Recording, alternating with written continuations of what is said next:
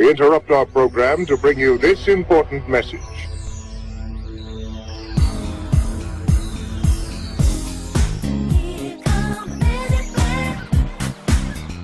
Welcome everyone to the Preternatural Truth podcast. I'm your host, Lee Arne, and joining me today is my co-host, Mick Harrison. Today on this occasion, we are listening to the story of Bongo. He's a gentleman that had an encounter with what we think was a Bigfoot. And this happened in the Pilliga, which is in New South Wales. And before we get into that story, I'm going to introduce Mick Dundee Harrison from Australia. He's actually my husband. And he's going to tell you a little bit about himself. So hi, Mick. Hey, how you going, Lee? So tell us a little bit about your background so that the viewers can know a little bit about you and who you are and what area of expertise you come from. Yeah, certainly, no worries. Okay, well, first of all, I'm married to you, which is delightful. I have 5 beautiful children. I live in Gippsland, Victoria. I began researching, strange phenomena in 2008 due to an experience that I had personally. And it was basically an ET Yowie experience. And for our listeners that don't know, a Yowie is like an Australian Bigfoot or Sasquatch. With the research of, it took me to the USA twice, to conferences. I went to New Zealand twice researching over there, and I went to Canada once, which we went to Vancouver, and then we went north of Vancouver to Harrison Hot Springs and the Golden Ears Provincial Park, where we had a very, very extraordinary experience there. A bit more of my background with the research that I've done. It has led me to different people because, after my experience, I went down a path of trying to find out the truth. And personally spoken to people like Kawani Lapsaritis, Igor Bustev, Travis Walton, Michael Tillinger, and Charles Hall. That's quite a mix there. Yeah, very interesting people. Like these people have had experiences with Bigfoot and UFO experiences. Charles Hall, he was very interesting to talk to. I actually flew to Adelaide from Melbourne, and I had to talk to him, or I listened to his lecture for, I think it went for around about 2 hours, and I had to talk to him on fear, because one of the biggest things I had to overcome was fear. And if you can imagine 0 being no fear and 10 being the most fear you could ever possibly have, mine was 15. It was off the charts. And just to let the viewers know a couple of details about your experience, but we are going to come back and do a complete show about that because there's so much more to it than just what you're touching on now. But if you could just give them an enticer as to what that's about, what happened to you? Yeah, certainly. It happened on March the 5th, 2008. And basically it was just a normal day, and I went up into an area in my work site where, being an arborist, I had to cut trees down. And when I got up into the area, I had a really intense feeling of being watched physically. It just felt so intense. And as the day progressed, it sort of went, this feeling of being watched. It was amazing. And then at the very end of it, I saw basically a small grey ET around about 2 or 3 foot tall, and it was more a pearly white colour than grey. And it just changed my whole life. Just made me do a 180-degree turn in life, and I developed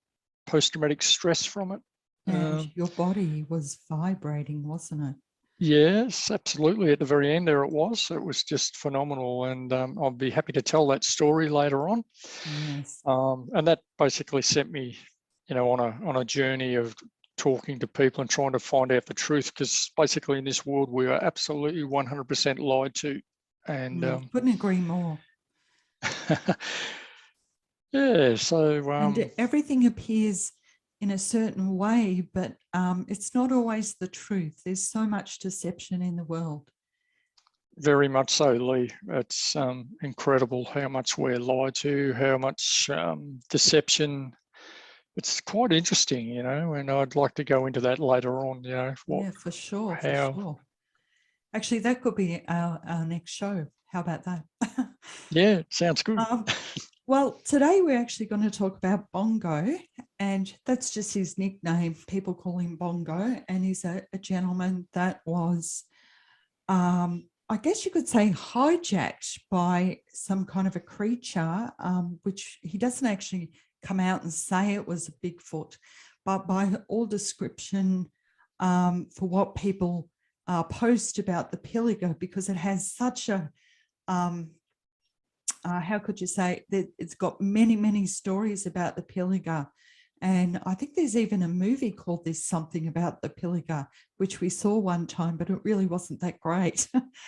But anyway, tell us more about Bongo and what his story is, and then we're going to take a listen to it. Yeah, certainly, Lee. So Bongo was a gentleman that was delivering a car back in 1978. And he was travelling from a town called Balata, which is in New South Wales, and he was travelling down to another town called Narrabri, and he got lost in the Pilliga forest. And what was happening, he was getting very, very low on fuel.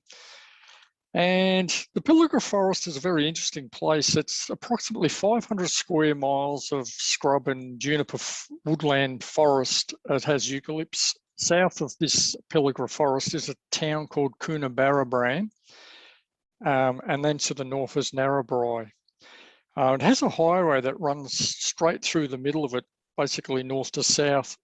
We went there once, didn't we? We actually drove through the Pilliga, and yes, we did. Having known all those stories, I just kept thinking at that time, I hope we don't break down.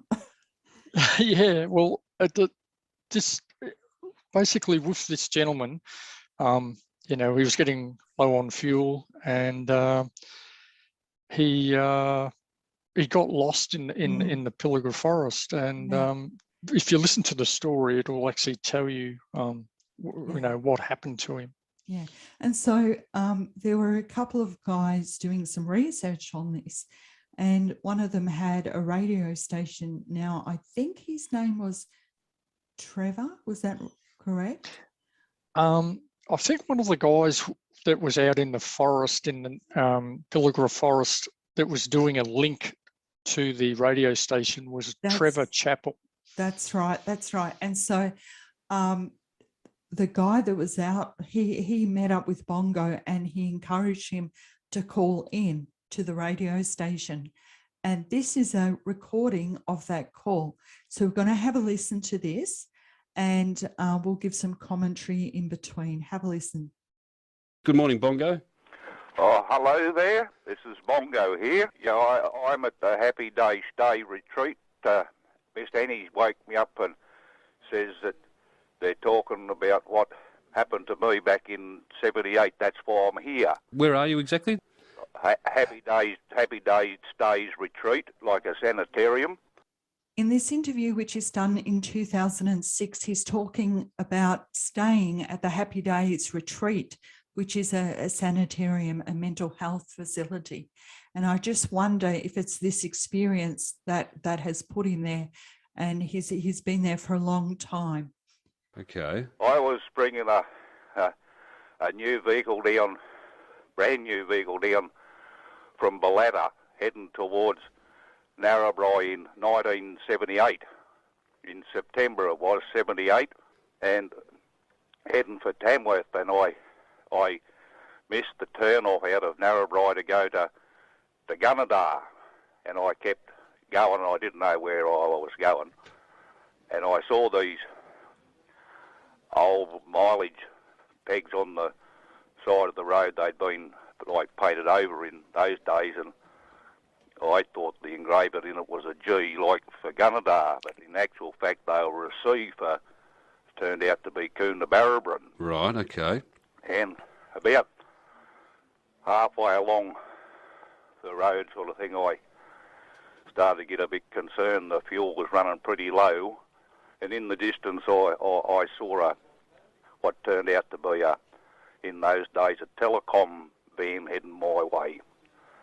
So I got out and I waved him down. It was pretty late in the afternoon, not just before dusk it was. Anyway, pulled up and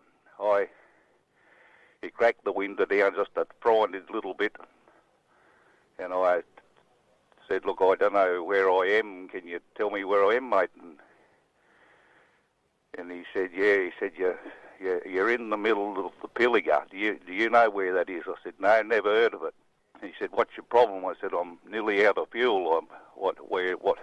Can you tell me where I can get some fuel?" He said, "You're about the equal distance from here to Coonabarabran and Narrabri. It wouldn't matter."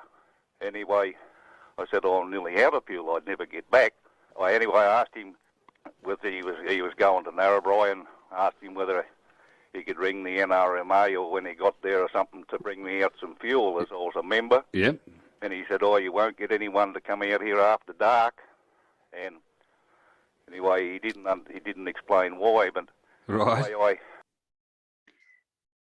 Yeah, when this guy says you won't get anyone to come out after dark, he has heard all the stories. Everyone knows about the Pilliga, that you don't go there after dark because things happen. So you were stuck there? I ended up staying in this big old four-wheel drive all through the night, and about 3:30, 4:45, this thing just fair started a rocking, and all these funny weird lights and that were dancing around outside, and I looked out, and what looked through the window at me is why I'm in this state today. Did you notice how we said that outside the vehicle he saw strange lights? Now, what were these lights? Were they orbs? Were they eye shine? Because we know that Sasquatch and Bigfoot have red, orange and yellow eye shine. Was it lights on a UFO? So let's play it back again and have a listen. So you were stuck there? Staying in this big old four-wheel drive all through the night, and about 3:30, 4:45, this thing just fair started a rocking, and all these funny weird lights and that were dancing around outside, and I looked out, and what looked through the window at me is why I'm in this state today. He pulled the door off the hinges, and this thing, like, it defies explanation. What it looked like, it was horrific, and it took me through the bush a fair way. So it grabbed hold of you, and we ended up at this. I suppose you'd call it a humpy sort of a thing, and this thing had a real fetish, obviously, for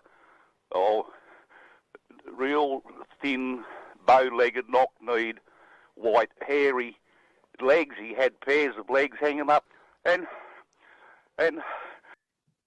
So he's talking about legs, obviously hanging up there, white pairs of legs with hairy legs.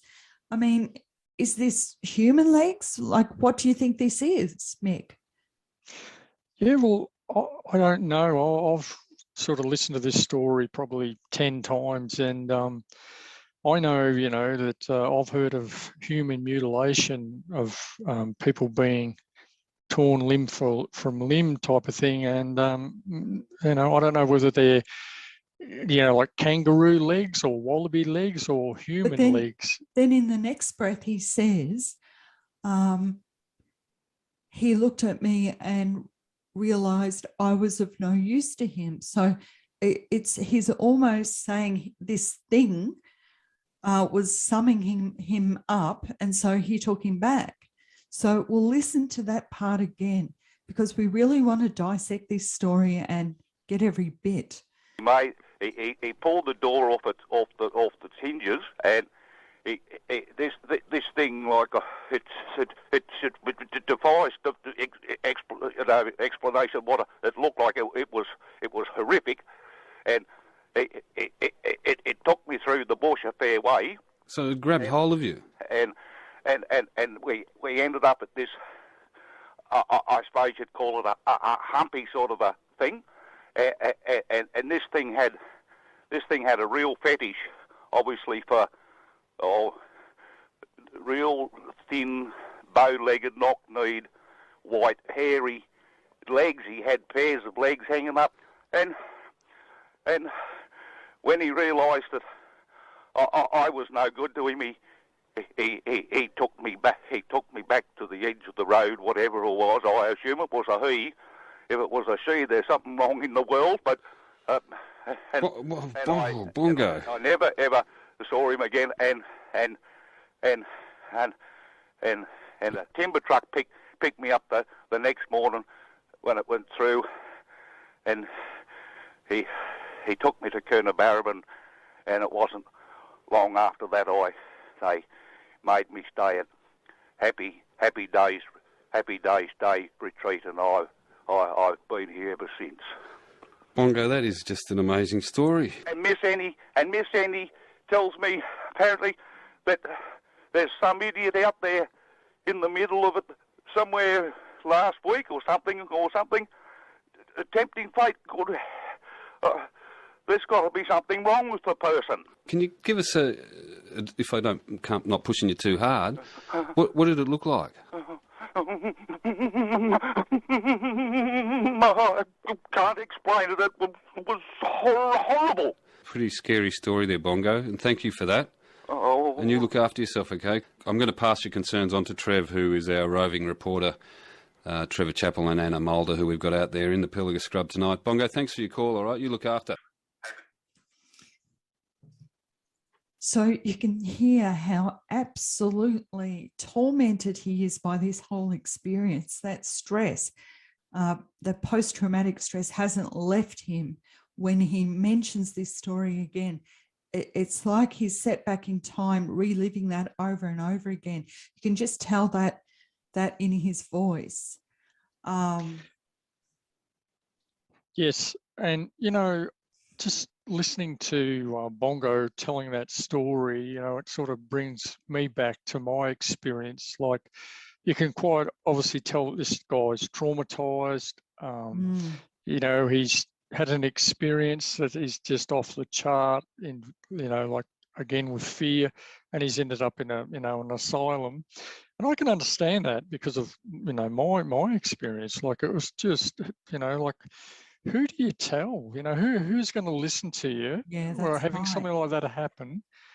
Like, well, he does mention straight after this to the radio interviewer that he went straight to the Happy Days or the Happy Stays retreat after that. So it appears to me to say that he was in such a traumatic state, with everything that happened to him, that obviously doctors or medical staff didn't believe him, and they admitted him as a psychiatric patient. Yes.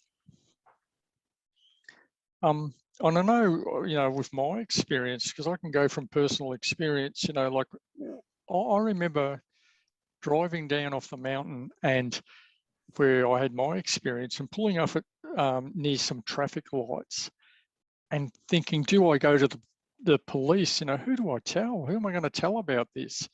And there's no one to talk to. Yeah. But thankfully, with myself, I did find people. It's like some people go to the police and report UFO sightings. What do you think they do about those? They just more or less laugh at them, This is the whole thing with this thing. Where do you go to? Well, thank goodness now there are places people can talk to about this thing. our own ministry here, we handle those type of situations. And you'll see the link to New to Christ in the comment section for more of that. But getting back to Bongo, this is such I actually feel tense when I'm listening to it. Yeah, well, same here, Lee, because you can feel the fear, and you can notice, when he's telling the story, he really starts to, decline. He's reliving it. He starts to stutter, and and fear. Like when you're reliving it, he wasn't actually answering the questions that the radio presenter was asking him. He was just reliving the moment. And yeah, he was back there at that place again, literally, like you said, reliving that moment. Yeah, and an update on Bongo. I mean, his experience happened in 1978. I was only 11 years old then, and when he made this recording on this radio station, did you say it was 2006? Yeah. So okay. This experience happened basically 44 years ago, if you take it from now, 2022. Yeah. And it's a long time ago, but it's still very, very fresh, and yeah. So he was in that mental health facility for quite some time afterwards. And just an update on Bongo as well. He has passed away. He's no longer with us. And I got that information, I think it was last year. So that's sad that, he spent the rest of his life there. It's quite sad. Very much so. And, that his story is only one of probably, I'll guess, I know around about 5 or 6 that I've heard of the Pilliga, it's a very, very strange place. And there's a lot of paranormal activity. Yeah. I know that truck drivers, like the highway, it's called the Newell Highway, and it goes, like I say, from Narrabri to Coonabarabran, and it's 121 kilometres long through the forest. And truck drivers 100% refuse to stay, or like in a truck stop overnight there. None of them will do it. They either stay in Narrabri or they stay in Coonabarabran because of what's happened. Yeah. One of the things I do want to bring up is that you and I have had a journey which involved Bigfoot, and I've actually seen 3 of them, had 3 experiences with them. But what we know now was very different at that time when we had those experiences. And there's just like in the alien UFO communities, people are believing that these alien beings are from other planets. They're here to save the world. They're here to help humanity, but we have to raise our vibration, our frequency.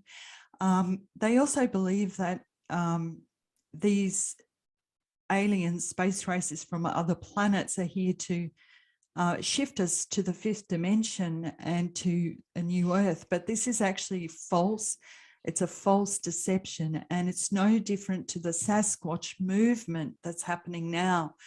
And we were involved in that, so we're speaking from experience there. There are communities that almost worship these Bigfoot as, I don't know, some kind of a thing, that they think is a remnant of humanity going back to ancient days. We've heard all sorts of things about them, and some people talk to them and leave them gifts and leave them food, and it's a little bit they're enticing them, and of course they will get to see them if they do that. But the deception is this: these beings are the same as aliens, and they present themselves as these type of beings because people are fascinated with them. People want to know more, and they explore, and they get deeper and deeper and deeper in these deceptions. And And we've met quite a few people that, you know, study the glyphs that they leave and different things. But on the other hand, we've heard so many bad stories from people that are engaging in these type of activities that people really need to be aware. And we are on this show, on the podcast, we'll be exposing a lot of those stories to make people aware of the deceptions. And they're not good. It's deceptive and they lure you in. It's a little bit like you have a pedophile who grooms a child over time, and then bang, the change comes where it's a predator, you know, and it's no different to these beings. And I'll give you an example of Mark Barton. If you look at his story on YouTube, what he went through, he will say exactly the same thing. They lure you in. It's a deception. And these beings are interdimensional, and they're not good. They're not here to save you. So I just wanted to mention that. And I know I'll probably cop a lot of flack from the viewers, but I'm here for truth, and this is the deception. Mick, do you have anything to say about that? Yeah, no, well, you're 100% correct in everything you say, you know, and one of the biggest things that people have to understand, you know, and I emphasize this 100%, and if you don't believe this, then you've sort of, you know, Snowy that's missed the tram, basically, is this, these beings are, they're paranormal, they're interdimensional, they come and go into this paradigms realm somehow or other, and you know, and it defies science, it defies kind of logic, but unless you understand that these things are paranormal and paranormal events happen around them, then you're not in the race. Basically, you have to know that these things can do all sorts of things, and we've had personal experience. And a lot of our information has come from Australian Aboriginals, because I've spoken to elders and to people that are in the know, you know, like Aboriginal people. And these people, the Aboriginals, have said to me that they don't even like talking about the name because it can invoke them. It can make them appear or come into their life. And they've told us lots and lots of stuff that probably, you know, isn't meant to be told to white men. What's actually happening when you start to explore or open up yourself to those things, you're opening these spiritual doorways that should be kept closed. And it's like the person who says, oh, I want to be abducted by aliens. Well, you really got to be careful what you wish for, because if you start talking like that and start exploring, reading books, watching videos and things like that, sure enough, it's going to happen. It'll just be a matter of time. And this is how we got into all this crazy stuff too. And now we're on the other side. We're warning people about that. Stay away from it because it's dangerous. And we went through a whole spiritual warfare battle. We came out the other side. The only way we got rid of it all was Jesus Christ. And that's not religion. That's having a personal relationship with Jesus, and it can make all this go away. It's the only way to make it go away. Now, here's the thing for you. If an alien or what you think is an ET came into your room and you said to it, I rebuke you in the name of Jesus Christ, and it disappears, how powerful is that name? Now, if they were not a demon, they wouldn't disappear. They would just stand there, but they always disappear. So it's proof that they're demons because they're being rebuked by the name of Jesus Christ. And it's no different to Sasquatch, Yowie, Bigfoot, whatever you want to call it. They're all the same.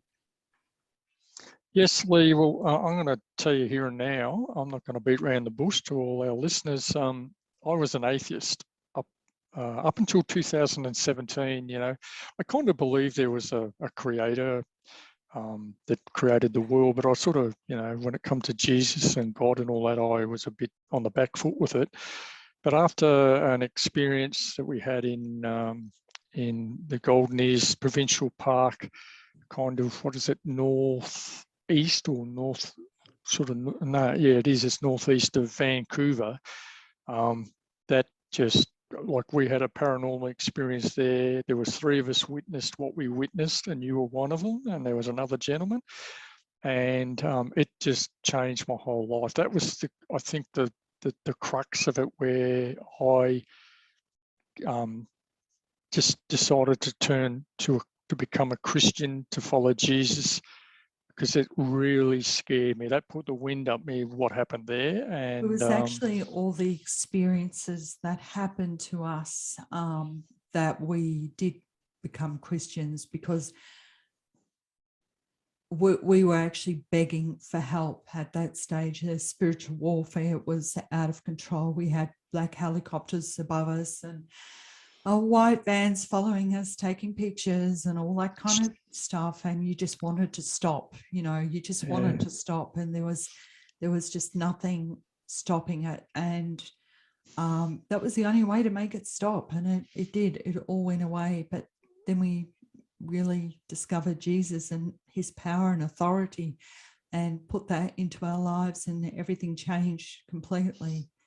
Yeah. Well, if you ask my children, they all laugh, because they couldn't believe that myself, being an atheist, then turning to Christ, they just couldn't believe the change that I'd had. And I found that the only way for all of this to go away was to call on the name of Jesus. And I'll tell you here and now, to all the listeners, since I've done that, it stopped. It has just all stopped. And like, we had shadow beings running through our house. We had paranormal things where pictures would move on our walls and things would move. And remember that day we had the air conditioner, we turned it on, it started spitting out ice chips. And do you remember we had the phone calls, strange phone calls, and looking at the telephone number, it was 1 2 3 4 5 6 7 8 9, stuff like that. That's not normal. You had a text on your phone with the alien face. Got the alien head. 10 of those. And when I questioned the people, why are you sending me this?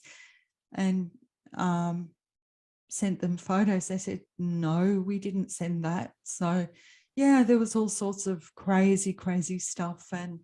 And you get to the point you think you're going absolutely insane. But I think, looking back now, I wouldn't want to go through all that again, but I'm glad where I am today. And I'm happy to tell people about those experiences, and that it's the wrong way. It's not a good path to be on. No, definitely, you're definitely right. And like you were saying earlier, just before, where people wish to be abducted or have an experience, I'll tell you here and now, never ever wish for that. I'll tell you here and now, because you basically, like playing, it's like you being 5 years old and playing with a hand grenade, and you've got the handle in your hand and you've already pulled the pin, and you're a 5-year-old and don't know what you're doing, because you will really go down the wrong path. Yeah. Take it from me, do not go down that path, please. And if you're channeling Bigfoot, and a lot of people are receiving telepathic messages from aliens, Bigfoot. If we look at Timothy 4:1, it says, the Spirit explicitly says, in latter times, some will fall away from the faith, meaning our Lord, and paying attention to seducing spirits and doctrines of demons. And the Lord says we perish through lack of knowledge. So anyway, Mick, it's been a great show, and interesting story about Bongo for sure. And we've got a lot more people to hear their stories too on the Bigfoot phenomena. But that's not all we do on the show. We do all sorts of things about alien, UFO, any sort of paranormal experiences too. But thanks for joining me today. That's okay. And we'll see you next time. Thank you to the audience for listening, and tune in again to Preternatural Truth Podcast. Enjoy your day. God bless. God bless.